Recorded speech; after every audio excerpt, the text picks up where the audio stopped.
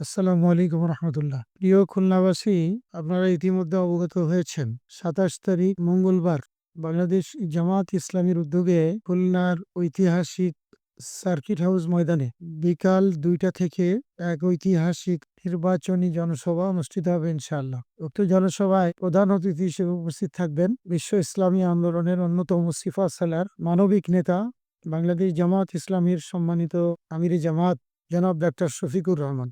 বিশেষ অতিথি হিসেবে উপস্থিত থাকবেন বাংলাদেশ জামাত ইসলামীর সম্মানিত সেক্রেটারি জেনারেল সাবেক এমপি অধ্যাপক মিয়া গুলাম পরওয়ার। আরও উপস্থিত থাকবেন শহীদি কাফেলা বাংলাদেশ ইসলামী ছাত্র শিবিরের সংগ্রামী কেন্দ্রীয় সভাপতি জনাব নুরুল ইসলাম সাদ্দাম। উক্ত নির্বাচনী সমাবেশে খুলনার ৬টি আসনের দাঁড়িপাল্লার প্রতীক এবং ১১ দলীয় নির্বাচনী ঐক্য সমর্থিত প্রার্থীরা এখানে বক্তব্য রাখবেন। দুপুর ২টা থেকে নির্বাচনী জনসভার কার্যক্রম শুরু হবে।